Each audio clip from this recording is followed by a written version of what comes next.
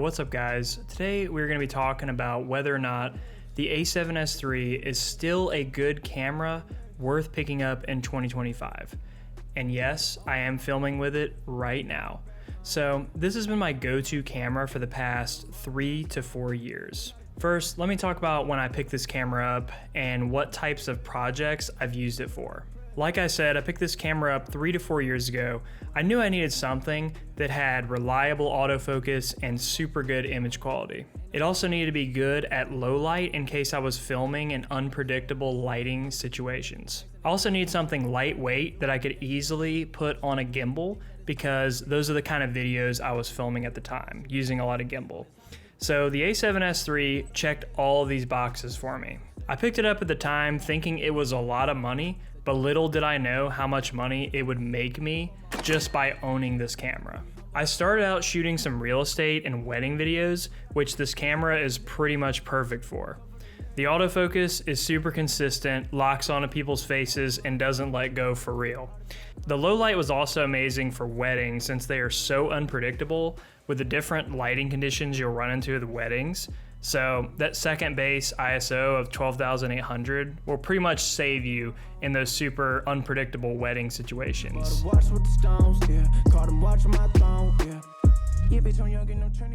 I filmed weddings for a little while before getting my first couple corporate clients. So I started to do a lot of corporate jobs where the A7S III also happened to be perfect for.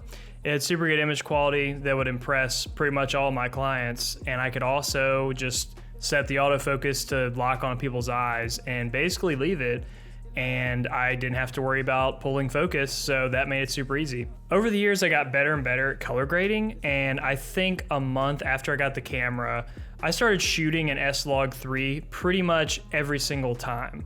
This is the best profile to film in when using the A7S III. Gives you 15 stops of dynamic range and 10-bit color for tons of flexibility when you're color grading.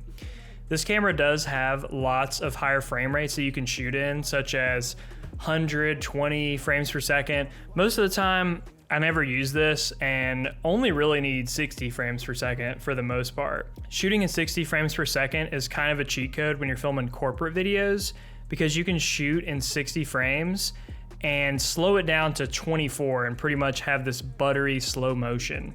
A lot of the time it helps to do this because it'll kind of differentiate the B-roll footage from the basic interview talking, because if it's overlaying 24 over 24, basically it can look like the people in the B-roll are talking, and you don't want that. So let's talk about the elephant in the room, the FX3. So this camera is virtually identical to the FX3 minus a few features and the viewfinder.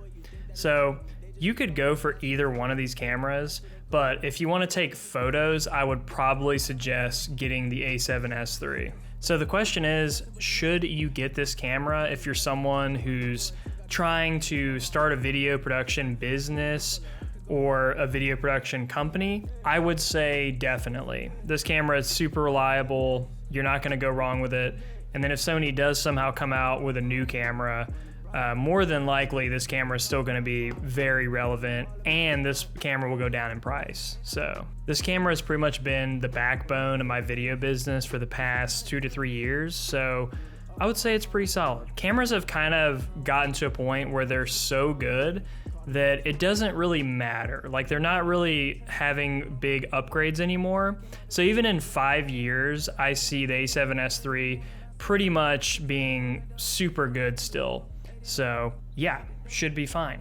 And if they do come out with a new camera, the A7S III will go down in price and you can pick it up for even cheaper and then have amazing video quality. If you enjoyed this video and would like to see more videos like this, specifically with more gear or things like that, leave a like, leave a comment, subscribe if you're new, and I will see you on the next one. Peace out.